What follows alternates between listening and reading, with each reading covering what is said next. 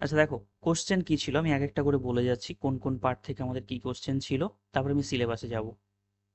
দেখো, প্রথম যে কোশ্চেনটা দিয়েছে সমীকরণ সম্পূর্ণ করুন, এর মধ্যে অ্যালুমিনিয়াম, হিলিয়াম মানে এটা আলফা কণা দেওয়ার ছিল। আর এখানে জিজ্ঞাসা চিহ্ন দেওয়া রয়েছে, এদিকে রয়েছে এন, এন মানে হচ্ছে এখান থেকে নিউট্রন কণা বাদ চলে যাচ্ছে। তো এটা আমাদের যে টপিক, এটা তোমাদের কিন্তু এখন ফিজিক্সেও তোমাদের রয়েছে, মডার্ন ফিজিক্স যেটা, রেডিও অ্যাক্টিভিটি যে চ্যাপ্টারটা, রেডিয়েশন, অর্থাৎ যেখানে তেজস্ক্রিয় রশ্মি, আলফা বিটা গামা রশ্মি বেরিয়ে যায়, তো সেই পার্টের এটা কোশ্চেন এটা। আচ্ছা সবাই বাকিটা একটু মাইকটাকে বন্ধ রাখো, হ্যাঁ, যখন কেউ কিছু বলবে তখন মাইকটা অন করো। তাহলে এই পার্টটা হচ্ছে আমাদের রেডিও অ্যাক্টিভিটি পার্ট। আমাদের যে সিলেবাস তাতে কিন্তু অলরেডি এটা রয়েছে, তো সেখানে আমরা এটা পেয়ে যাব অলরেডি। অ্যাটমিক স্ট্রাকচার তারপরেই লেখা আছে এই পার্টটা। আচ্ছা, পরের যেটা দিয়েছে দেখো, কর্ণ সম্পর্ক। এটা হচ্ছে আমাদের পর্যায় সারণীর কোশ্চেন। পিরিয়ডিক যে টেবিল রয়েছে, এটা হচ্ছে পর্যায় সারণী। আর কোশ্চেন লেভেলগুলো দেখো, যে আমাদের কতটা কেমিস্ট্রির ভেতরে যেতে হবে, খুব একটা কিন্তু ভেতরে যেতে হচ্ছে না। এই যে কর্ণ সম্পর্ক, এটা পিরিয়ডিক টেবিলে ক্লাস 10-এর বইতেও রয়েছে, ক্লাস 11-এও রয়েছে। আচ্ছা, পরে যেটা রয়েছে দেখো, প্রথম আয়নায়ন শক্তির ক্রম। এটাও ক্লাস 10-এর বইতেও পাবে, 11-এও পাবে। মানে জেনারেল যে টপিকগুলো। আচ্ছা, একজন মাইকটা বন্ধ করে নাও, সালিমা না কারোর একজন মাইকটা।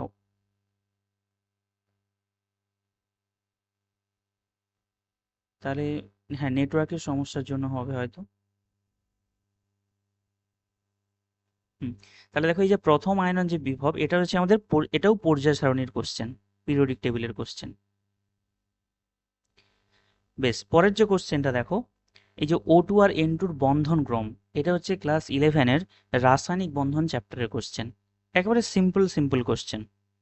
পরেরটাও রয়েছে, নিচের কোনটির অস্তিত্ব নেই। এখানে যে আয়ন বা অণুগুলো আমরা দেখতে পাচ্ছি, এটাও হচ্ছে রাসায়নিক বন্ধন চ্যাপ্টারের কোশ্চেন। আচ্ছা, পরে যেটা দেখতে পাচ্ছ, কোনটি বা কোনগুলি আকৃতির সামতলিক। এই যে সামতলিক যেটা, এটাও রয়েছে রাসায়নিক বন্ধন। তাহলে দেখো, রাসায়নিক বন্ধন থেকে কটা কোশ্চেন পেলে এখানে? পরপর তিনটে কোশ্চেন।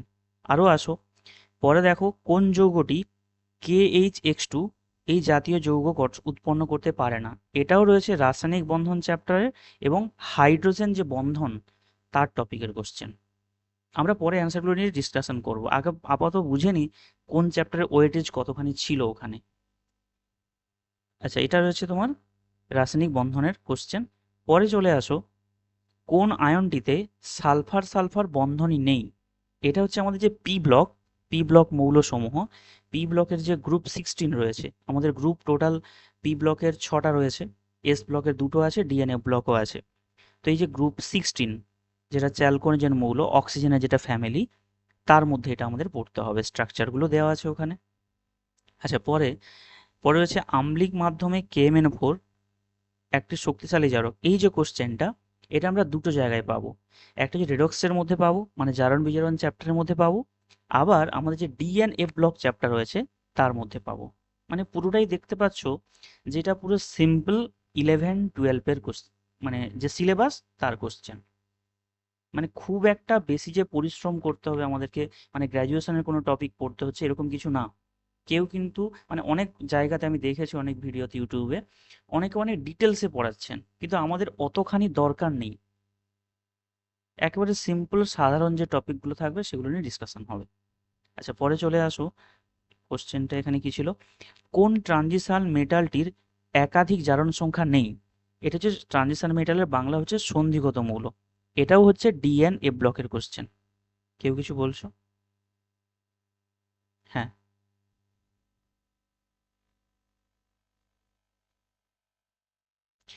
দেখো 9-10-এর, যেহেতু আমরা পরীক্ষা দিতে যাচ্ছি 9-10-এর জন্য, এবার নিশ্চয়ই যাদের ফিজিক্স আছে তারা নিশ্চয়ই গ্র্যাজুয়েশনের কেমিস্ট্রি জানে না, বা যাদের কেমিস্ট্রি আছে তারা নিশ্চয়ই গ্র্যাজুয়েশনের ফিজিক্স জানে না।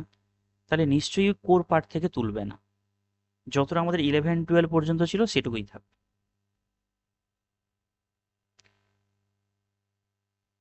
আর এমনকি আরও কিছু কিছু আমি দেখছিলাম, যেগুলো তোমার গ্র্যাজুয়েশনের মানে 11 এবং 12-এর যে কোশ্চেনগুলো রয়েছে না, সেখানে এমন কিছু কিছু টপিক দিয়েছে, একেবারে সিম্পল, এই 9-10-এর মতোই।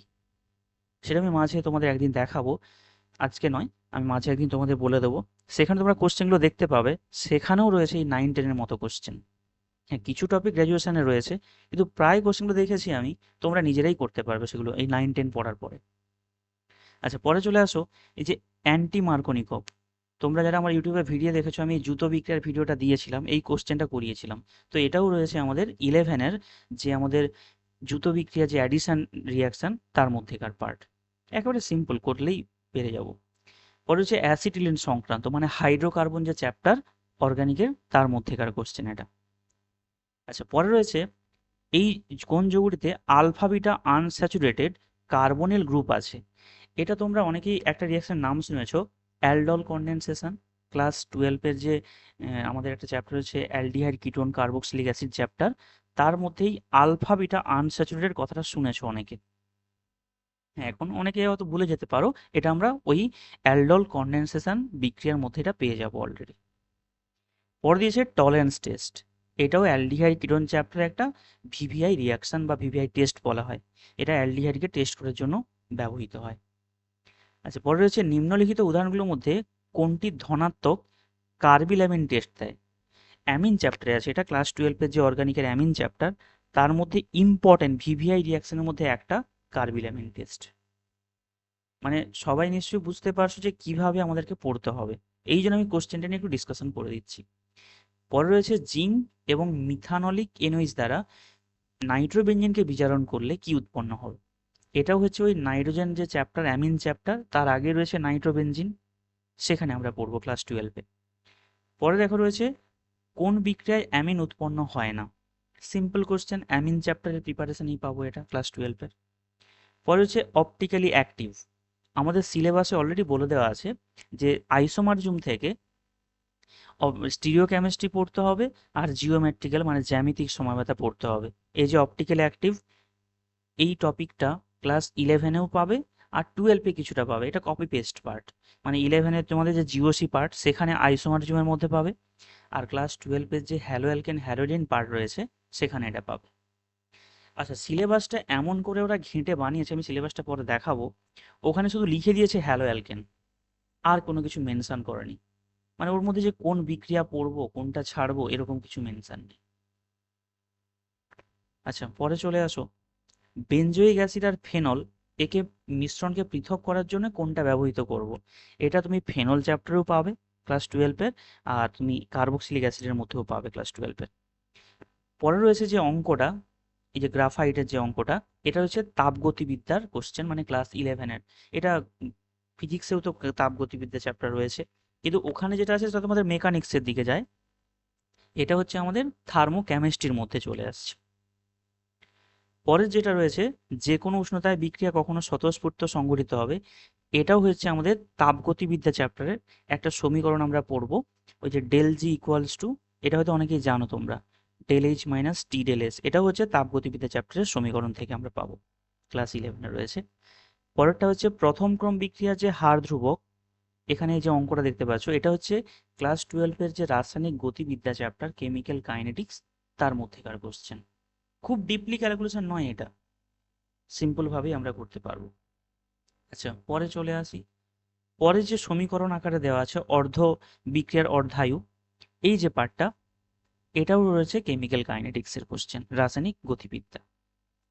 পরের যে কোশ্চেনটা, এই যে এ বির মধ্যে সংঘটিত বিক্রিয়ায় 4/2, এই যে পার্টটা, এটাও রয়েছে কেমিক্যাল কাইনেটিক্স রাসায়নিক মানে পরপর 3টে কোশ্চেন রাসায়নিক গতিবিদ্যা চ্যাপ্টার থেকে। মানে ওয়েটেজটা বাড়ছে। ওই কেমিক্যাল বন্ডিংয়ে তো ওখানে দেখতে পেলাম পরপর 4টা কোশ্চেন, এখানে কেমিক্যাল কাইনেটিক্সের থেকে দেখতে পেলাম। হ্যাঁ, সবসময় প্রতি বছর যে এরকম ওয়েটেজ থাকবে তার কোনো মানে নেই, কিন্তু বেস চ্যাপ্টারগুলো থেকে কোশ্চেনগুলো বেশি আসছে। পরে যেটা দিয়েছে যে সেল ধ্রুবক,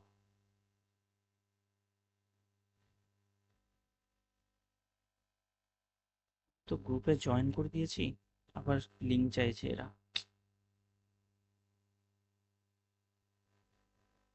1 মিনিট একটু ধরুন তো সব।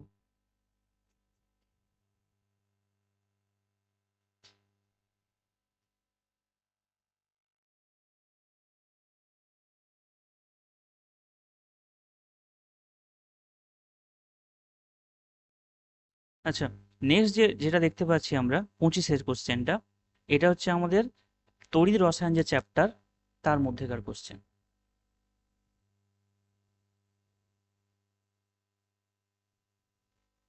আচ্ছা, পরের যে কোশ্চেন 26, এই যে দ্রবণের মোলার পরিবাহিতা, এটাও হচ্ছে তড়িৎ রসায়ন চ্যাপ্টারের কোশ্চেন। আচ্ছা, পরেরটা এটা হচ্ছে কেমিক্যাল ইকুইলিব্রিয়াম, মানে রাসায়নিক সাম্যাবস্থা, 11-এর যে চ্যাপ্টার সেখানের কোশ্চেন। পরে হচ্ছে উভমুখী বিক্রিয়ার সাম্যাবস্থা কোনটির দ্বারা প্রভাবিত হয় না, এটাও সাম্যাবস্থা চ্যাপ্টারের কোশ্চেন। আচ্ছা, পরে রয়েছে ভরবেগের, আচ্ছা এগুলো এখান থেকে ফিজিক্স, এই পার্ট থেকে আমাদের, আচ্ছা ফিজিক্সটা দেখতে চাইছে, ঠিক আছে আমি বলে দেখে নাও।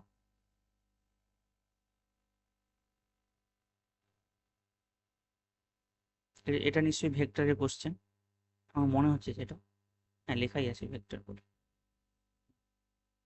সবাই একটু দেখে নিন, আমি পিডিএফ গ্রুপে দিয়ে দেবো কোশ্চেনটা।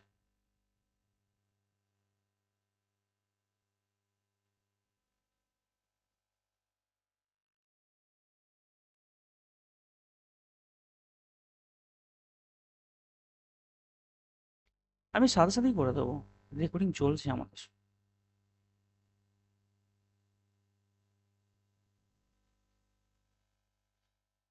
না, ক্লাসের রেকর্ডিংটা তো অনেকটা বড় এমবি হবে, ওটা তো হোয়াটসঅ্যাপে দিলে যাবে না, এত বড় এমবি, তো ওটা টেলিগ্রামে আপলোড হবে।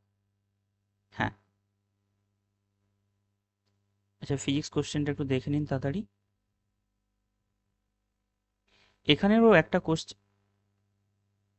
হ্যাঁ এখানেও এই যে একটা কোশ্চেন, এটা তো আমাদের কেমিস্ট্রিরও রয়েছে, এই যে ডি বগলি যে সমীকরণ, এটা প্রায় আমরা সবাই জানি, lambda equals to H by MV, এটাই হবে অ্যান্সার।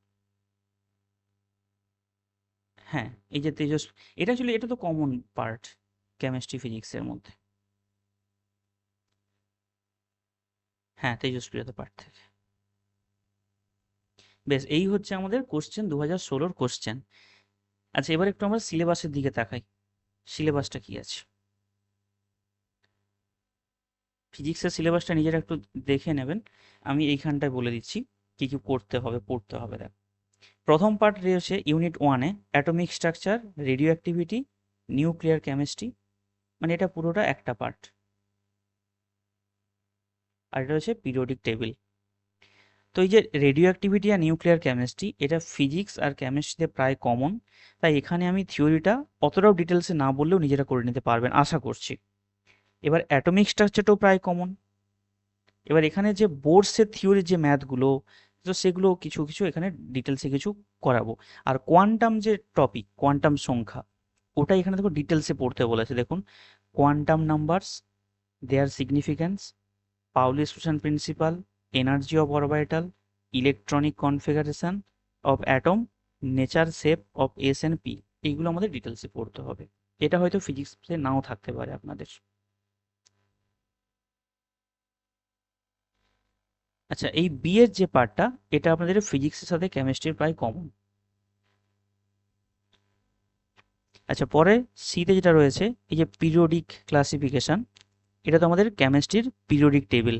আপনি ক্লাস 10-এর বই খুঁজে পড়লেও হবে, অসুবিধা নেই, ঠিক আছে। আমি ক্লাসে যেই টপিকগুলো শুধু বলে দেবো না এক্সট্রা করে, আমি তো বলছি আর পড়ার দরকার হবে না, ডিটেলসে প্রতিটা টপিক ডিসকাশন করে দেবো, কোশ্চেনও থাকবে, আপনি পেয়ে যাবেন সব। আচ্ছা, পরে যেটা আছে, এই যে গ্যাসের state of matter, ideal non ideal solution, এটাকে মিক্সড করে দিয়েছে ক্লাস 12 আর 11। আচ্ছা, এখানে একটা কথা বলে দিই, এই যে ফেজ ইকুইলিব্রিয়া, এটা কিন্তু গ্র্যাজুয়েশনের টপিক। আমি জানি না কেন এই সিলেবাসে এটা, হ্যাঁ এই ফেজ ইকুইলিব্রিয়া আপনারা পড়েননি। আর এটা থেকে কোনো কোশ্চেন 2016-তেও ছিল না, মাদ্রাসা বোর্ডেও যে এক্সামটা হয়েছে সেখানেও কোশ্চেন ছিল না ইকুইলিব্রিয়া থেকে, এটা একমাত্র গ্র্যাজুয়েশনের পার্ট। এটা গ্র্যাজুয়েশনের এক লাইনে বলতে, এই যে ফেজ বলতে কি, যে দশাগুলো হয়, না না না না না না না, এটা তো ফেজ ইকুইলিব্রিয়া দিয়েছে, অর্থাৎ এই যে সলিড থেকে লিকুইড হবে, হ্যাঁ কঠিন তরল গ্যাস, এদের মধ্যে যে ইকুইলিব্রিয়াম যে কিছু রুল আছে সেইটা এখানে এই যে ডি পার্টটা যেটা, এখানে অনেকগুলো রুলের কথা বলা আছে, এই যে application of phase rule, diagram, নান্স distribution law, distillation, evaporation, complete, এই পার্টগুলো ওখানে পড়তে হয়, গ্র্যাজুয়েশনের পার্ট। তো এটা আমরা বাদ দিলেও দিতে পারি। আচ্ছা, আচ্ছা, এখানে আবার মিক্স করে দিয়েছে দেখুন। এই যে কন্ডাক্ট্যান্স ইলেকট্রোলাইটিক সলিউশন, এটা রয়েছে আমাদের তড়িৎ রসায়ন চ্যাপ্টার। এই যে কোলরাস ল, তারপরে এই যে কনসেন্ট্রেশন অফ কন্ডাক্টিভিটি, এই যে পার্টগুলো, এগুলো সব মিক্সিং পার্ট। মানে সমস্যাটা কি বলুন তো, আপনি যদি সিলেবাস ধরে একটা ওয়ার্ড ওয়ার্ড পড়ি না, তাহলে পুরো ঘেঁটে যাবে ব্যাপারটা। মানে এরা সিলেবাসটাকে কিভাবে বানিয়েছে সেটা আমি জানি না, সব চ্যাপ্টারকে গুলিয়ে দিয়েছে। হ্যাঁ, হ্যাঁ।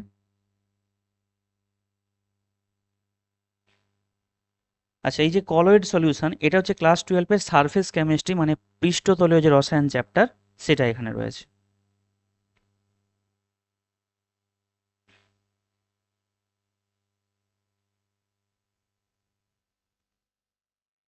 আচ্ছা, 1 মিনিট ধরুন তো। এরা কেউ জয়েন করতে পারছে না, একজন বারবার খালি এসএমএস করে যাচ্ছে আমাকে। আমি ওনাকে গ্রুপে জয়েন করালাম, উনি বলছেন লিঙ্ক খুঁজে পাচ্ছি না।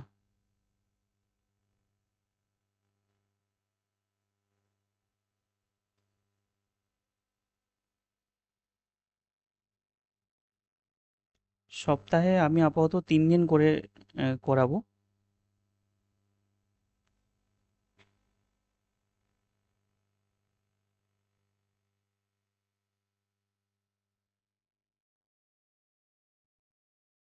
ওখানে ওখানে একটু লাইভ বলতে ওখানে কোশ্চেন অ্যান্সার সেশন চলবে এরপর থেকে।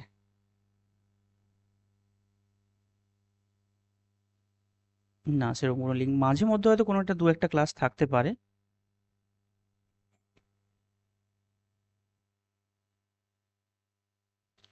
যদি ডিউরেশনটা, যদি আমরা 2 ঘন্টা 2.5 ঘন্টা করে ক্লাস করি, তাহলে নিশ্চয়ই শেষ হয়ে যাবে। হ্যাঁ, সেটা পরে দেখে নেওয়া যাবে আপাতত। হুম, হুম, হুম। দেখে নিচ্ছে সেটা। আচ্ছা, পরে দেখো এই যে থার্মোডাইনামিক্স দিয়েছে, এটা হচ্ছে তাপগতিবিদ্যা চ্যাপ্টার। এর মধ্যে ফিজিক্সের সাথে কিছুটা কমন পার্ট আমাদের এখানে রয়েছে। এই যে কার্নোট সাইকেল, এটা তো পুরোপুরি ফিজিক্সের পার্ট, আমাদের কেমিস্ট্রির কোনো লিঙ্ক নেই কার্নোট সাইকেলের। তো এখানে যা কেমিস্ট্রির মধ্যে এটাকে ঢুকিয়ে দিয়েছে। মানে যারা সিলেবাসটা বানিয়েছে তারা একটু বোঝা উচিত যে এই টপিকটা আমাদের কেমিস্ট্রির মধ্যে নেই। আর যদিও আছে, এটা গ্র্যাজুয়েশনের কার্নোটটাকে ডিটেলসে হয়তো বলা আছে। হ্যাঁ, হ্যাঁ। হ্যাঁ, সেটাই বলছি যে এটা তো অ্যাকচুয়ালি কেমিস্ট্রির জন্য লিখেছে ওরা সিলেবাসটা, এখানে কার্নোট সাইকেলটা ঢোকানোর কি দরকার ছিল এদের। আচ্ছা, তারপর এই যে কেমিক্যাল ইকুইলিব্রিয়াম, এই বি আর সি সেকশন যেটা দেখতে পাচ্ছেন, এটা পুরোটাই হচ্ছে ইকুইলিব্রিয়াম চ্যাপ্টার। এই চ্যাপ্টার থেকে কিন্তু সেরকম এসএলএসটিতে কোশ্চেন কিছু ছিল না, কিন্তু এটা যথেষ্ট একটা বড় চ্যাপ্টার, দুটো পার্ট মিলিয়ে আছে। আচ্ছা, এখানে আবার এই যে ইলেকট্রোমোটিভ ফোর্স, এটা আবার তড়িৎ রসায়ন, যেটা আগের পেজেও ছিল।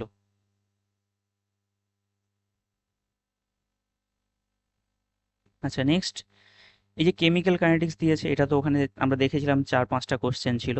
এই যে কেমিক্যাল বন্ডিং এতক্ষণে দিয়েছে, এবার এখানে একটা জিনিস খেয়াল করে দেখুন, কেমিক্যাল বন্ডিং চলছিল, এর মধ্যে আবার কি লিখেছে দেখুন, hybrid orbitals involving sp orbital of carbon, its stereochemistry and optical and geometrical. আচ্ছা, আমাকে একটু ভেবে বলুন তো, যে এই যে আলোকীয় সমাবয়বতা বা ত্রিমাত্রিক রসায়ন, এটা কেমিক্যাল বন্ডিং এর মানে রাসায়নিক বন্ধনে কোথাও আছে?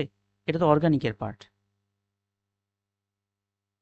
তাহলে এরা কিভাবে কোশ্চেনটাকে বানিয়েছে? এই জন্য বলছি, যারা সিলেবাস ধরে ধরে যারা পড়বে, হয়তো নিজেরা চেষ্টা করবে, তোমরা খুঁজে পাবে না ঠিকঠাক করে। তোমরা তো রাসায়নিক বন্ধনে খোঁজার চেষ্টা করবে, এটা তো নেই ওখানে। এটা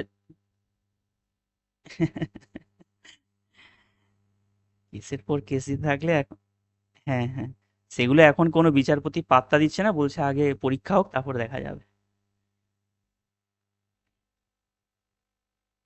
হুম।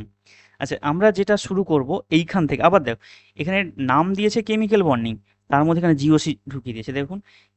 Resonance, inductive effect, electromeric effect, hyperconjugation, এগুলো কোথাকার পার্ট?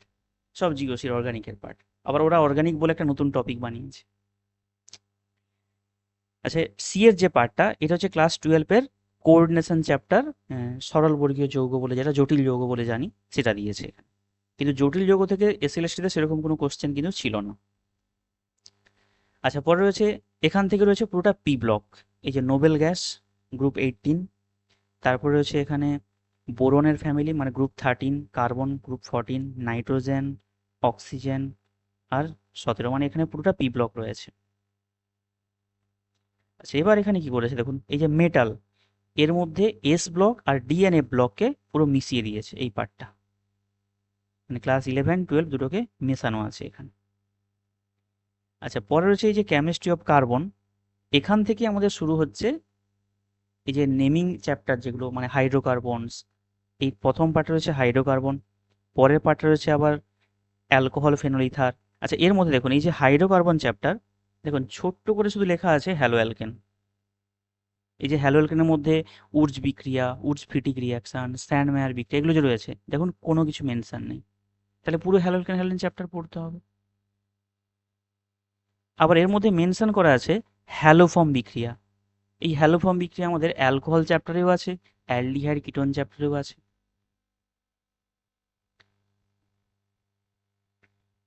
আচ্ছা, এই জন্য আমি যেটা তোমাদেরকে বলছি যে আমি তোমাদেরকে একটা সিরিজ ওয়াইজ পড়াবো, মানে সিলেবাসটা তো কাভার করবই, আমি সেটা সামারি বানিয়ে নিয়েছি যে কোনটা কোন টপিকটা কোথায় কাভার করব।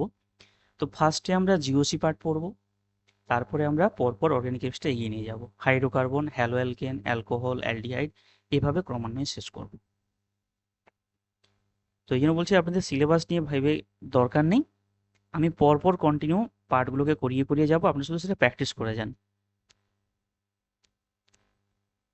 আচ্ছা, এখানে আবার ওরা কি করেছে, এই যে অ্যালকোহলের মধ্যে ফেনল পড়তে হয়, অ্যালকোহলের সাথে ফেনল, ওরা আবার সিলেবাসে কি করেছে দেখুন, এক্সট্রা করে এখানে লিখেছে কেমিস্ট্রি অফ কার্বন কম্পাউন্ড, এর মধ্যে এসে লিখেছে দেখুন অ্যারোমেটিক হাইড্রোক্সিল কম্পাউন্ড, ফেনল।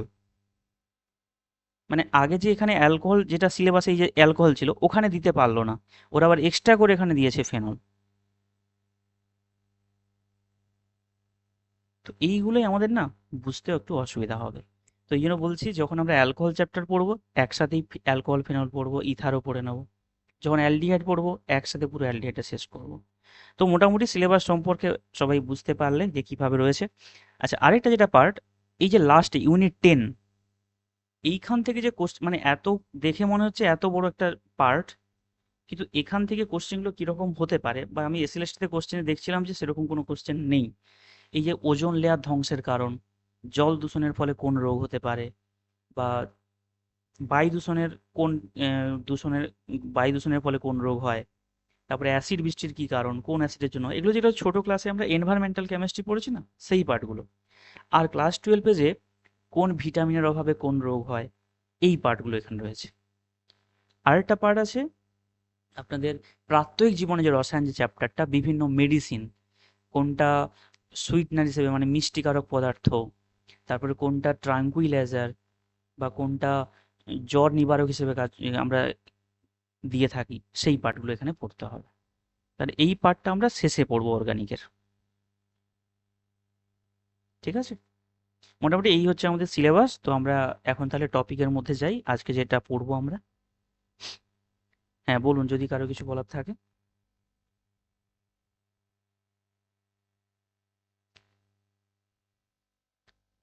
হ্যাঁ, যাওয়া যাক তাহলে আমাদের টপিকে।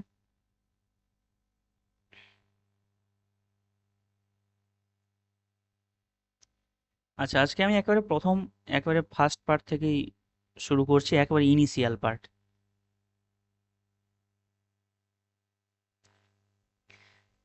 আচ্ছা, প্রথমত আমরা এটা জানি সবাই যে কার্বন পরমাণুর ইলেকট্রন বিন্যাস যদি আমরা করি, অ্যাটমি নাম্বার তো 6।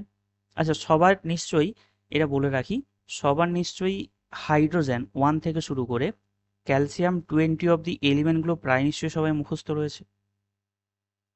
এটা যার নেই একটু দেখে নেবেন, হ্যাঁ। আর আরেকটু একটু বাড়িয়ে নেবেন আপনারা, যেটা হচ্ছে জিঙ্ক অব্দি 30। কারণ এটা করলে আমাদের সুবিধা কি হবে, আমাদের একটা চ্যাপ্টার আছে কোঅর্ডিনেশন চ্যাপ্টার এবং ডিএনএ ব্লক চ্যাপ্টার, ওইখানে এটা আপনাদের একটু হেল্প করবে। সেটা হয়তো নেটওয়ার্কের প্রবলেম, কারণ আমার তো এখানে পুরোপুরি পিওরলি ওয়াই মানে এতে ব্রডব্যান্ডেই চলছে। আচ্ছা, বাকিরাও কি একই রকম অসুবিধা হচ্ছে? হ্যাঁ, তাহলে আপনার নেটওয়ার্কের সমস্যা হয়তো একটু। আচ্ছা, তাহলে যেটা বললাম, যে প্রথম কাজ আপনারা কালকেই এইটা মুখস্থ করে নেবেন। আরেকটা, যখন আমরা গ্রুপ কেমিস্ট্রি পড়বো, এই যে রাসায়নিক বন্ধন চ্যাপ্টার যখন পড়বো, তখন আমাদের গ্রুপগুলোও কিছুটা মুখস্থ করতে হবে। যেমন কীরকম? যেমন গ্রুপ ওয়ানে কোন কোন মৌল আছে। যেমন গ্রুপ ওয়ানে লিথিয়াম আছে, সোডিয়াম আছে, পটাশিয়াম আছে, রুবিডিয়াম আছে, সিজিয়াম আছে, ফ্রান্সিয়াম আছে। ফ্রান্সিয়াম তো তেজস্ক্রিয় মৌল। তো এই পার্টগুলোকে একটু আমাদের নিজেদেরকে দেখে নিতে হবে, কারণ এগুলো যে কোনো চ্যাপ্টারের মধ্যে কিন্তু লাগতে পারে। মানে শুধুমাত্র যখন এস ব্লক পড়বো তখন এটা পড়লাম, অন্য কোনো চ্যাপ্টারে মনে রাখবো না, এরকমটা কিন্তু নয় এটা। আচ্ছা, এবার আমরা যাই, শুরু হচ্ছে অর্গানিক কেমিস্ট্রি কার্বন নিয়ে। তাহলে কার্বনের অ্যাটমিক নাম্বার হচ্ছে 6। এর যদি আমরা ইলেকট্রন বিন্যাস করি, তাহলে হবে 1s2, 2s2, 2p2। এটা হচ্ছে আমাদের ইলেকট্রন বিন্যাস। আচ্ছা, এই ইলেকট্রন বিন্যাসে কারো কোনো কি সমস্যা আছে বলুন? আমি অ্যাটমিক স্ট্রাকচার কোয়ান্টাম নাম্বার পড়াবো, যে ইলেকট্রন বিন্যাস কিভাবে করতে হয় সেটা দেখাবো। আমরা ক্লাস 10-এ যেভাবে শিখেছিলাম যে এর অ্যাটমিক নাম্বার কার্বন 6 হয়, সেটাকে আমরা 2 আর 4-এ ভেঙেছিলাম, এভাবে ভাঙতাম। কিন্তু এটা হচ্ছে ক্লাস 11-এ আসার পর আমরা এভাবে ভাঙি, 1s2, 2s2, 2p2। এর অর্থ হচ্ছে, দেখুন ভেতরে আছে 6টা নিউক্লিয়াস, মানে নিউক্লিয়াস বলতে 6টা প্রোটন আর নিউট্রন রয়েছে। প্রথম যেটা অরবিটে গেছি এটা হচ্ছে 1s, এখানে 1s2 থাকবে। তারপরে সেকেন্ড যে অরবিট, এই সেকেন্ড অরবিটের মধ্যে থাকবে 2s আর 2p, 2s2 আর 2p2। এবার সেটা কি করে ইলেকট্রন বিন্যাস হয় সেটা আমরা অ্যাটমিক স্ট্রাকচারে পরে ওটা পড়া হবে। এবার যে আমরা ইলেকট্রন বিন্যাসটা আমরা করেছি এখানে, এর মধ্যে এই যে 1sটা দেখতে পাচ্ছি, এই 1sটা হচ্ছে ভেতরের ইলেকট্রন। এরা কখনোই রাসায়নিক বন্ধনে অংশগ্রহণ করবে না, এরা ভেতরের অরবিট। তার এই যে বাইরের অরবিট কোনটা? এইটা বাইরের অরবিট বলছি, মানে বাইরের কক্ষপথ, যেটা আমরা ভ্যালেন্স সেল বলি। এই যে 4টা ইলেকট্রন দেখতে পাচ্ছি, এরাই রাসায়নিক বন্ধনে অংশগ্রহণ করে। আমরা যদি এখানে অরবাইটালগুলোকে এঁকে নিই, মানে এই যে ঘরগুলো থাকে না, 2s এর মধ্যে যে দুটো ইলেকট্রন আছে, এটা যদি আমরা এখানে বসাই তাহলে এভাবে বসবে। আর 2p যে 2, এটাকে বসালে এভাবে বসবে। তাহলে এখান থেকে দেখতে পাচ্ছি যে এটা জোড় অবস্থায় রয়েছে, আর এগুলো বিজোড় অবস্থায়, অযুগ্ম অবস্থায় রয়েছে। এবার যেটা জোড় অবস্থায় আছে সেটা তো রাসায়নিক বন্ধনে সহজে যাবে না, কারণ সে আগে থেকে জোড় আছে। অ্যাকচুয়ালি রাসায়নিক বন্ধনে যাওয়ার পর কি হবে, সে জোড় গঠন করার চেষ্টা করবে। তাহলে এখানে যে যে জোড় অবস্থায় আছে, এটা তাহলে রাসায়নিক বন্ধনে যেতে পারছে না বলেই ধরছি। আর যেটা যে দুটো অযুগ্ম আছে, এটাই তাহলে যাবে। তো এখান থেকে দেখা গেল যে যোজ্যতা কত হচ্ছে 2, কারণ দুটো রাসায়নিক বন্ধনে যাচ্ছে বলেই যোজ্যতা 2 ধরছি। কিন্তু আসলে আমরা দেখেছি, মানে বিজ্ঞানীরা বিভিন্ন যৌগের মধ্যে টেস্ট করে দেখেছেন যে কার্বনের যোজ্যতা হচ্ছে 4। তাহলে সেটা কি করে ব্যাখ্যা হয়? না, এখন বিজ্ঞানীরা ব্যাখ্যা করলেন যে কার্বন পরমাণু যখন ভূমিস্তর অবস্থায় থাকবে, এইখান থেকে ভালো করে আমাদের মনে রাখতে হবে যে এই যে আমরা ইলেকট্রন বিন্যাসটা লিখলাম, এটা হচ্ছে কার্বনের ভূমিস্তর অবস্থা। মানে সে যখন কারোর সাথে যুক্ত হতে যাবে না, কেউ তার সাথে বন্ধন করতে আসবে না, তখন তার ইলেকট্রন বিন্যাস। যখন আমরা কার্বন পরমাণুকে রাসায়নিক বন্ধনে অংশগ্রহণ করাবো, অর্থাৎ কার্বনের সাথে ধরো হাইড্রোজেন যুক্ত হতে এলো, অক্সিজেন যুক্ত হতে এলো, তখন কি করবে? না, তখন এই যে 2s এর ইলেকট্রন, এটা উদ্দীপিত হয়ে বা শক্তি সংগ্রহ করে এইটা জোড়টা বিজোড় হয়ে যাবে, ভেঙে যাবে। এই যে পি এর যে ঘরটা ফাঁকা ছিল এখানে, ওখানে উত্তেজিত হয়ে চলে যাবে। তাহলে কার্বনের তখন ইলেকট্রন বিন্যাস 1s2 যেমন ছিল পড়ে থাকবে, এটা নিয়ে আমাদের কোনো কথা নেই। শুধুমাত্র হয়ে যাবে 2s1 এবং 2p3। মানে 2s-এ থাকবে একটা ইলেকট্রন এবং 2p-তে থাকবে পরপর একটা করে ইলেকট্রন।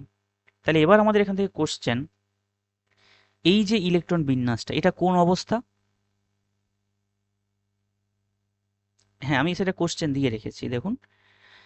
এই যে অবস্থাটা, এটা কোন অবস্থাকে ডিফাইন করে? এটা হচ্ছে ভূমিস্তর অবস্থা বা স্থিতাবস্থা, ভূমিস্তর। আর নিচে যেটা আমরা ইলেকট্রন বিন্যাস করলাম, এটা কোন অবস্থা? এটা উদ্দীপ্ত অবস্থা বা উত্তেজিত অবস্থা।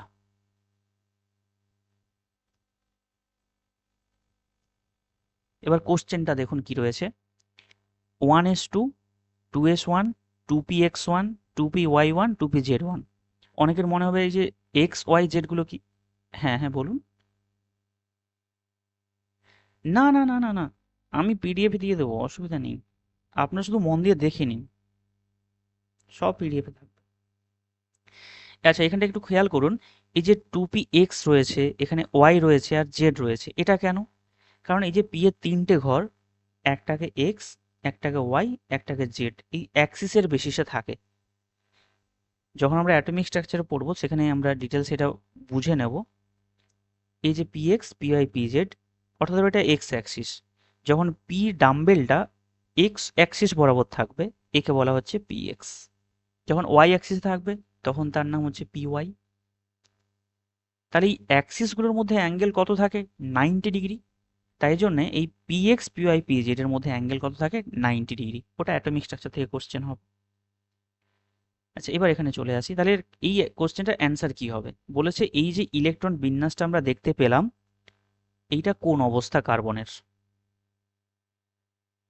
হ্যাঁ, তার উত্তেজিত অবস্থা। কারণ আমরা ইলেকট্রন 2s থেকে নিয়ে গিয়ে আমরা এখানে নিয়ে চলে গেছি, সব বিজোড় হয়ে গেছে। এই রকম টপিকগুলোই আমাদেরকে পড়তে হবে এবং পরীক্ষায় কোশ্চেন আসতে পারে।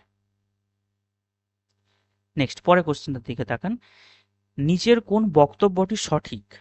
প্রথম বলেছে কার্বন পরমাণুর সকল সমযোজী যৌগে যোজ্যতা 4 হয়।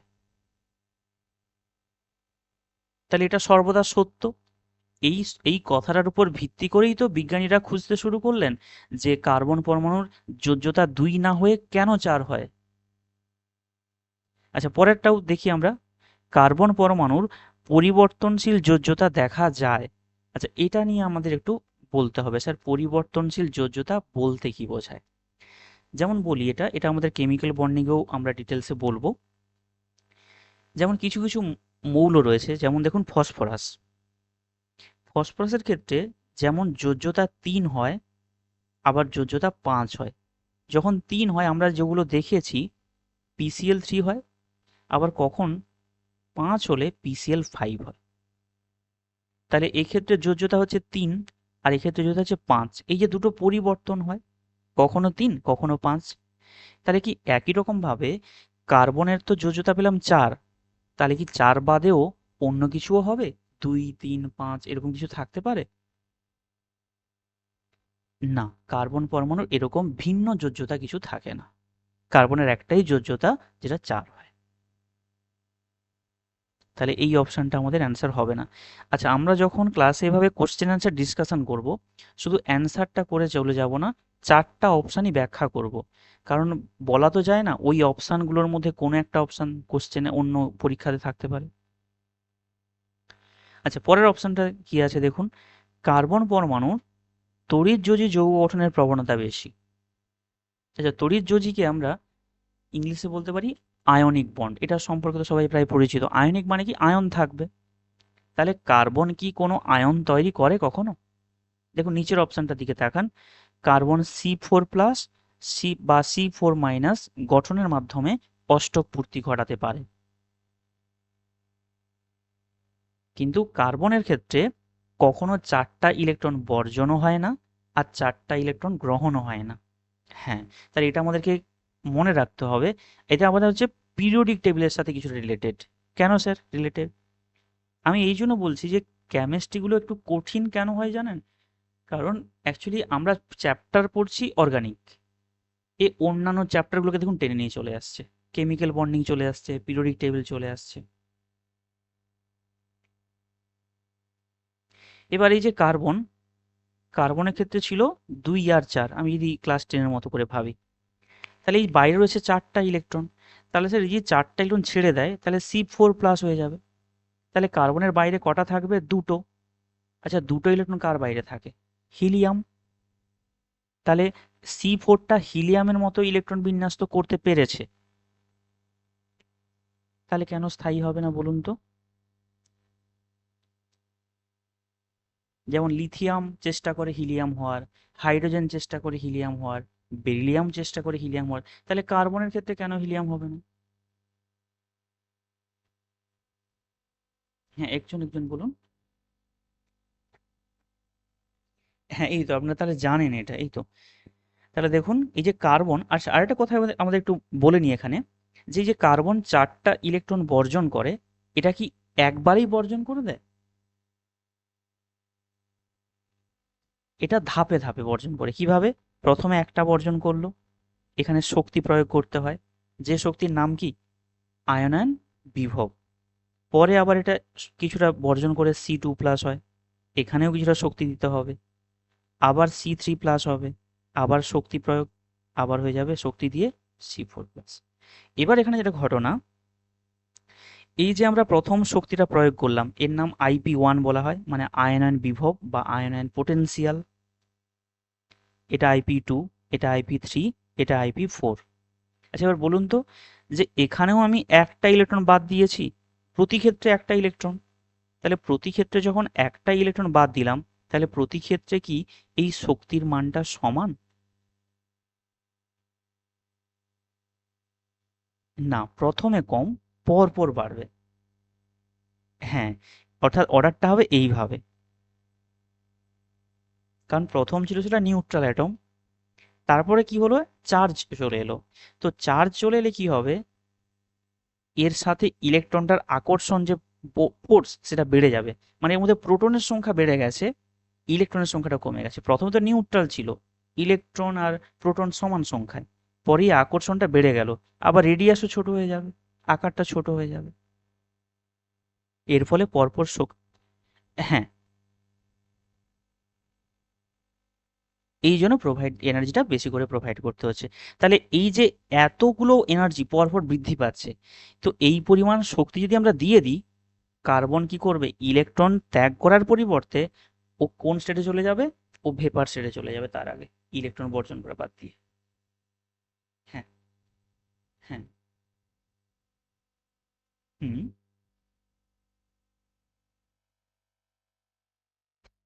ব্যাসার্ধ বাড়ে না, ব্যাসার্ধ কমে যায়। কেন কমে সেটা একটু বলে দিই। হ্যাঁ দেখুন, ছিল 6টা প্রোটন, 6টা ইলেকট্রন, পরে কি হলো, প্রোটন তো একই রয়েছে, ইলেকট্রন হয়ে গেল 5টা। তাহলে কোনখানটায় আকর্ষণটা বেশি অনুভূত হবে বলুন তো? দেখো নিউক্লিয়াসটা তো ফিক্সড। হ্যাঁ, নিউক্লিয়াসটা তো ফিক্সড। এ তাহলে বাইরের এখানে যখন 5জনকে পাবে, একে বেশি টেনে নিয়ে আসবে না ভেতর দিকে? এই জন্যে ওখানে আকারটা ছোট হয়ে যায়, যত ইলেকট্রন বর্জন করতে থাকবে আকার ধীরে ধীরে ছোট হতে থাকবে। তাহলে এই যে IP4, এটার মান এতটাই বেশি হয়, তো আমরা এটা সহজে দিতেও পারি না ওকে। আরও যদি ফোর্সটা আমরা দিয়েও দিই ইলেকট্রিক আর্ক দিয়ে, মানে তড়িৎ ক্রিয়া দিয়ে, তখন কার্বন কি করবে, তার আগেই ও ফিউজ হয়ে যাবে, মানে গ্যাসিয়াস অবস্থায় চলে যাবে, ইলেকট্রন বর্জন করা বাদ দিয়ে ভেপার স্টেটে চলে যাবে। তাহলে এই C4+ করা যাচ্ছে না, তাহলে এটা হলো C4+-এর। যদি স্যার আমরা C4- করতে চাইতাম, তাহলে তাহলে এটাও কি হবে না? সিমিলার ঘটনা এখানেও, যে কার্বন যখন একটা ইলেকট্রন অ্যাকসেপ্ট করে, তখন C- হয়, এরপর আবার যখন ইলেকট্রন একটা অ্যাড হবে, আবার C2- হবে, আবার যখন একটা ইলেকট্রন অ্যাড হবে, তাহলে C3-, আবার একটা অ্যাড হলে C4-। এবার একটা ঘটনা শুনুন, এখানে এনার্জি লস হয় প্রথমটাতে, একে আমরা কি বলি, একে বলা হয় ইলেকট্রন আসক্তি। তাহলে এটার নাম কি হলো, আইপিটা আয়নায়ন বিভব। আর এখানে যে ইলেকট্রনটা বর্জিত হওয়ার সময় যে শক্তি বর্জন হচ্ছে, একে বলা হয় ইলেকট্রন অ্যাফিনিটি বা ইলেকট্রন আসক্তি। তাহলে এটা হবে প্রথমটার ক্ষেত্রে শক্তির বর্জন। আরেকটা কথা মনে রাখতে হবে, এর পরে যে স্টেপগুলো আছে না, এই প্রতিটা স্টেপে শক্তির দিয়ে আমাকে ইলেকট্রন প্রবেশ করাতে হবে। কেন? কারণ হচ্ছে দেখুন, এই যে ইলেকট্রনটা কি চার্জ, নেগেটিভ চার্জ, কার্বনের মাথায় কি চার্জ আছে, নেগেটিভ চার্জ, পরস্পর তো রিপালশন বেড়ে গেল। স্যার আগে তাহলে কেন বর্জন করেছে? কারণ ওখানে কার্বনটা নিউট্রাল ছিল, ও অষ্টক পূর্তি করতে চাইছে, তাই ও সহজ ইলেকট্রনটা নিয়ে ফেলেছে। আর পরে কি হলো, ওর এদিকে টেন্ডেন্সি আছে অষ্টক পূর্তি করার, কিন্তু ওদিকে বিকর্ষণটাও কাজ করছে, এর জন্য ওখানে শক্তি দিয়ে ইলেকট্রন ভরতে হচ্ছে। তাহলে এটা পিরিয়ডিক টেবিল থেকে কোশ্চেন পড়বে, যে প্রথম আয়নায়ন বিভবটা হচ্ছে শক্তির বর্জন হয়, তো এটাকে ফিজিক্সের আমরা কি বলি, তাপদায়ী প্রক্রিয়া বা এক্সোথার্মিক প্রসেস। আর পরের যে স্টেপগুলো হচ্ছে এটা কি হবে, এন্ডোথার্মিক বা তাপগ্রাহী প্রক্রিয়া, শক্তি গৃহীত হচ্ছে সিস্টেমে। তাহলে এই পরপর যেটা আসবে সবগুলোই, এরপরে যতগুলো আসবে সবগুলোই শক্তির দিয়ে আমাকে ইলেকট্রন প্রবেশ করাতে হবে। তাহলে সে একই টপিক, সে শক্তির পরপর তো বৃদ্ধি হতেই থাকবে, মানে EA2 এর থেকে, মানে এখানে যতটা শক্তি প্রয়োগ করতে হচ্ছে তার থেকে এখানে আরো শক্তির মানটা বেড়ে যাবে, এখানে আরো বেড়ে যাবে। তাহলে এর ফলে C4- করা গেল না। তাহলে সমস্যা হচ্ছে C4+ করতে গেলেও সমস্যা, C4- করতে গেলেও সমস্যা। তাহলে এই যে লাইনটা এখানে অপশনটা দিয়েছিলাম দুটো, প্রথম অপশনটার দিকে তাকান, মানে 3 নম্বর যেটা, কার্বন পরমাণু তড়িৎযোজী যৌগ গঠনের প্রবণতা বেশি। এটা তো হবে না, কেন, তড়িৎযোজী মানে আয়নীয় যৌগ, আয়নীয় যৌগ হতে গেলে আয়নে পরিণত হতে হবে, 4+ বা 4- কিছু একটা তো হতে হবে, ও তো কোনোটাই করে না। আর 4 নম্বর যেটা দেওয়া আছে, কার্বন পরমাণু সহজেই, এই যে সহজেই, সহজেই 4- সহজেই 4+ করতে পারবে, কখনোই না। তাহলে বলুন, 4টে অপশন ক্লিয়ারলি সবাই বুঝতে পেরে গেছেন নিশ্চয়ই? হ্যাঁ, বাকিরা যারা আছেন একটু কমেন্ট করুন যে সবাই বুঝতে পেরে গেছেন। ওকে। হ্যাঁ, যেখানে যেখানে যার একটু সমস্যা হবে না একটু কমেন্ট করবেন, কারণ এই জন্য তো আমরা এখানে ক্লাস করতে আসা না। তাহলে তো আমরা অন্যান্য, আমি যদি না কমেন্ট করবো তাহলে তো ইউটিউবে পড়তে পারতাম। আচ্ছা, এবার চলুন আমরা একটু শঙ্করায়নের দিকে এগোই নাকি। এখানে যে কোশ্চেনটা রয়েছে এটা শঙ্করায়ন টপিক থেকে কোশ্চেন রয়েছে, আমরা শঙ্করায়ন দিকে এগোই। কারণ আমাদের এখানে মেনশন করা ছিল যে SP হাইব্রিড অরবিটাল এবং শঙ্করায়ন পড়তে হবে। আচ্ছা, বলে দিই এটা। কার্বনের তাহলে ধরলাম 4টে যোজ্যতা হয়, মানে 4টে হাত হয় এক কথায়, সহজ কথায় বললে। এই 4টে হাত কি করে থাকবে না, 4টে হাত এক বন্ধন করে থাকতে পারে। যদি এক বন্ধন থাকে, আপনারা এটা খাতায় নোট করে নিতে পারেন, 4টে যখন এক বন্ধন থাকে, এক বন্ধন থাকলে সবগুলো সিগমা হয়, তাহলে এগুলো সব সিগমা বন্ধন। নামটা কি, সিগমা, 4টেই সিগমা। এবার 4টে যখন কার্বনের চারপাশে সিগমা বন্ড থাকবে, 4 সিগমা, তখন সেটাকে আমরা বলছি কি, তার সংকরায়ন sp3। যখন 4টে সিগমা বন্ড থাকবে সেটাকে বলা হচ্ছে sp3।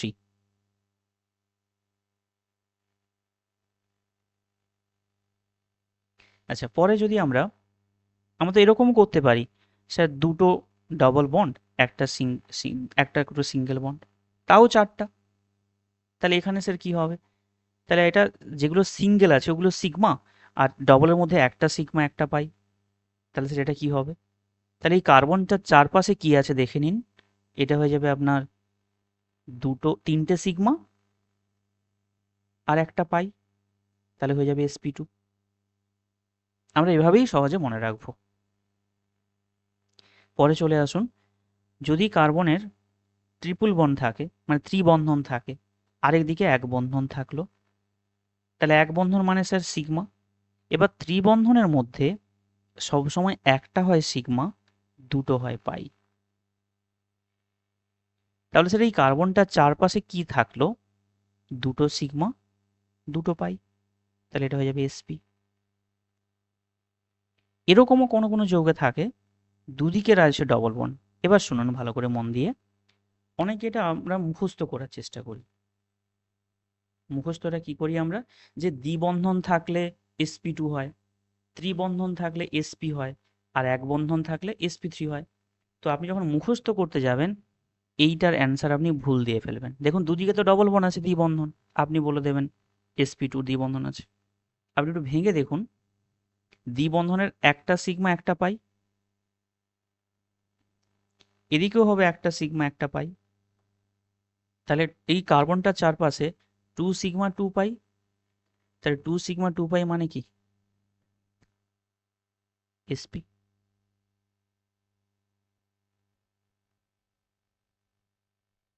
বলুন, কারো কোনো বুঝতে কি অসুবিধা হলো এই পর্যন্ত?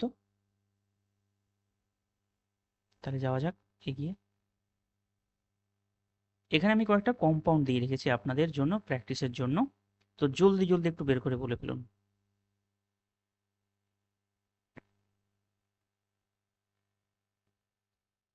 যেগুলোর মাথায় আপনারা স্টার দেখতে পাচ্ছেন ওই কার্বন অ্যাটমগুলোর সংক্রায়ণ বের করতে হবে।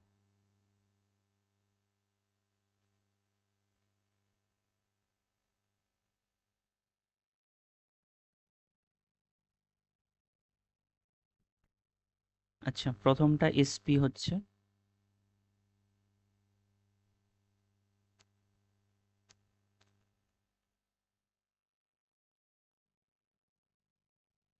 পরেরটা বলুন, চেষ্টা করুন। এটাকে কি করতে বলুন তো, একটু ভেঙে লিখতে হবে আমাদেরকে।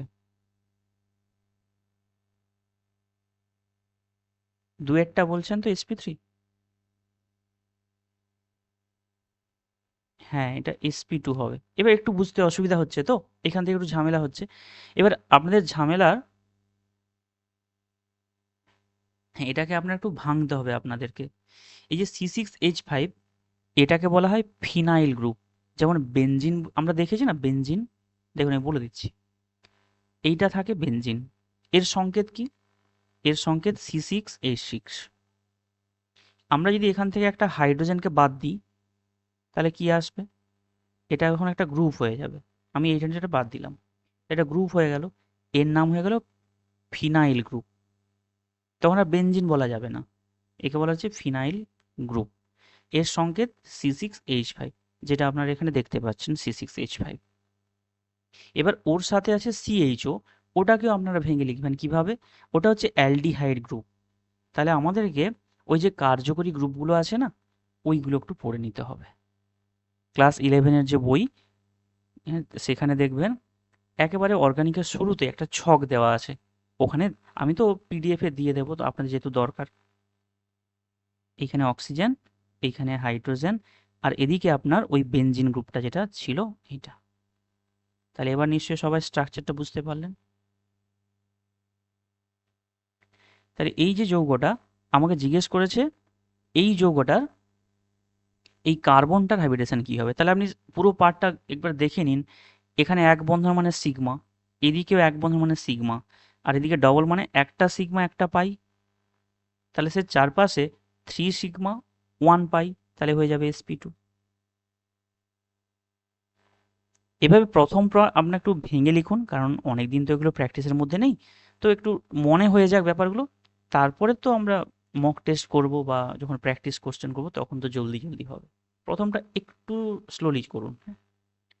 সিলেবাস শেষ হবে, আপনারা ওটা নিয়ে টেনশন করবেন না। দেখুন, এমন করে সিলেবাস শেষ করব না যেন পুরো সিলেবাস শেষ করার পরে মনে হবে কি পড়লাম রে বাবা। আচ্ছা, পরে চলে আসুন HCN, এটা বলুন কি হবে। হ্যাঁ, এটাকেও তাহলে আপনারা সবাই ভেঙে লিখে নিন।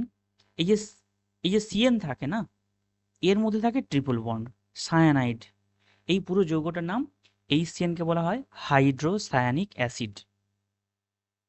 দেখুন, তাহলে এর মধ্যে ট্রিপল বন্ড আছে, তাহলে এগুলো আমাদেরকে প্র্যাকটিসের মাধ্যমে মনে রাখতে হবে।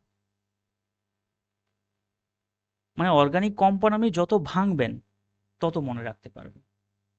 তাহলে এখানে এই কার্বনটা চারপাশে দেখুন, এটা হবে সিগমা, আর ট্রিপল বন্ডের মধ্যে একটা সিগমা দুটো পাই, তাহলে এর চারপাশে 2 সিগমা 2 পাই, মানে হয়ে যাবে sp।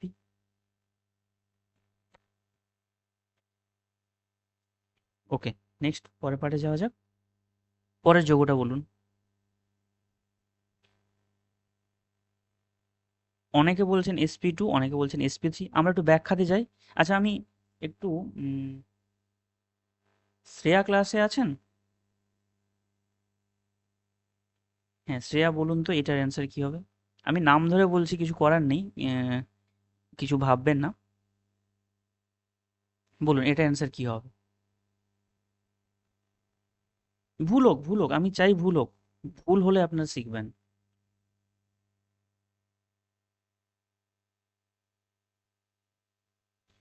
আচ্ছা, আমরা ভেঙে নিই। আচ্ছা, পুরো যৌগটাকে আমি ভেঙে দিচ্ছি, খাতায় এগুলো নোট করে নিতে পারেন। দেখুন, এই যৌগটা যদি পুরো ভেঙে লেখা হয়, এই যে CH3 দেখতে পাচ্ছেন, এটাকে এভাবে ভেঙে লিখে নিলাম। হ্যাঁ, একটু দেখে নিন। হ্যাঁ, sp3 হবে। এইভাবে পুরোটা ভেঙে লিখে নিলাম। না, এখানে ডবল বন্ড থাকবে না, এইভাবে থাকবে। এটা অ্যাকচুয়ালি অ্যালকোহল রয়েছে। দেখুন, আপনি দুটো যৌগকে গুলিয়ে ফেলছেন, এই যে CHO রয়েছে না, CHOর সাথে এইটাকে গুলিয়ে ফেলছেন আপনি। ওখানে অক্সিজেনটা পরে দেওয়া আছে, এখানে কিন্তু অক্সিজেনটা আগে আছে। তো CHO আর OH দুটো একই নয়। হ্যাঁ, এবার বুঝতে পারছেন তো যে দুইয়ের যৌগটার সাথে চারের যৌগটা গুলিয়ে যাচ্ছে না? হ্যাঁ, এইগুলোকে আমাদের একটু কারেকশন করে নিতে হবে। আচ্ছা, এবার চলুন। হ্যাঁ, CHO মানে অ্যালডিহাইড, এটা মানে অ্যালডিহাইড। আর এখানে যে OH দেখতে পাচ্ছেন এটা হচ্ছে অ্যালকোহল।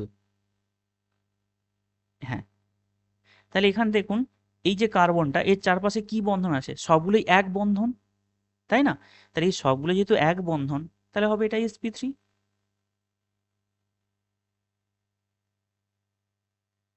বলুন পরেরটা বলুন। আচ্ছা, আমি যাকে বলতে বলছি আপনি বলুন। উম, রাখি ক্লাসে আছেন? রাখি।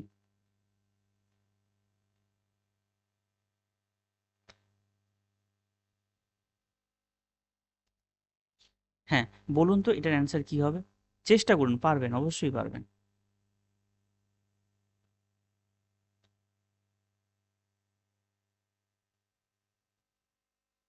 তাই এটাকে একটু ভেঙে লেখার চেষ্টা করতে হবে আমাদেরকে, হ্যাঁ। ভুল হোক। sp2। হ্যাঁ, ঠিকই বলেছেন, sp2।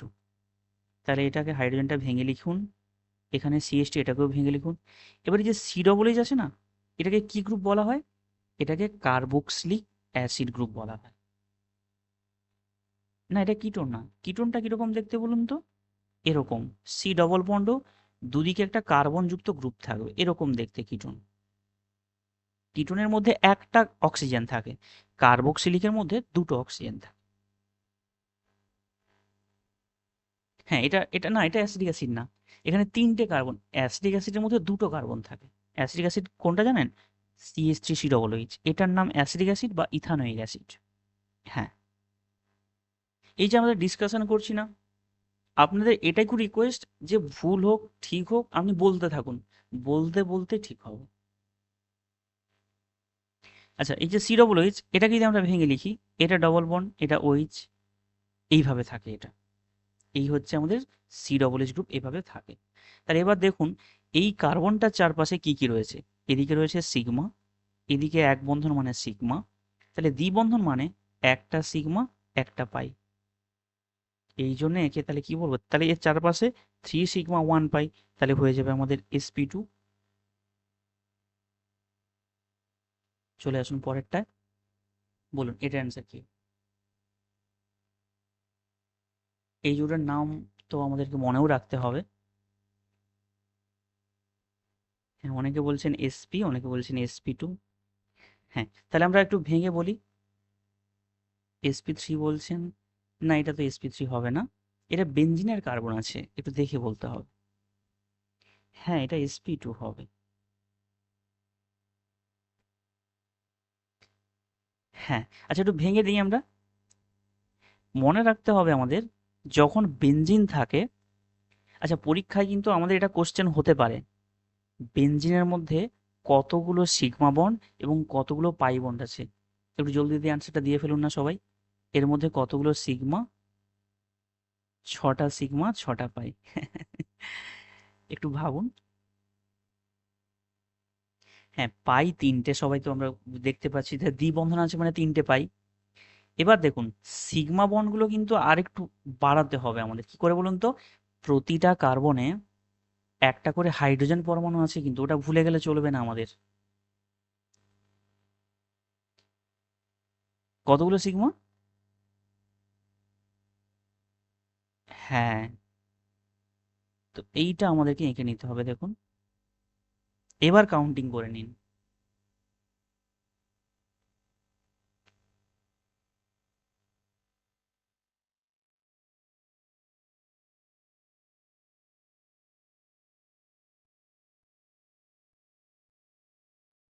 তাহলে ওটা কি হবে? তাহলে যে বেঞ্জিনে যেখানে আমি স্টার সাইন দিয়েছিলাম, ওটা তাহলে কি হবে?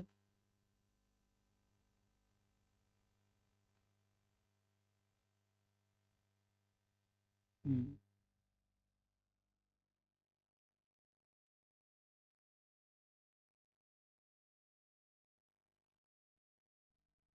ওটা sp2ই আসবে।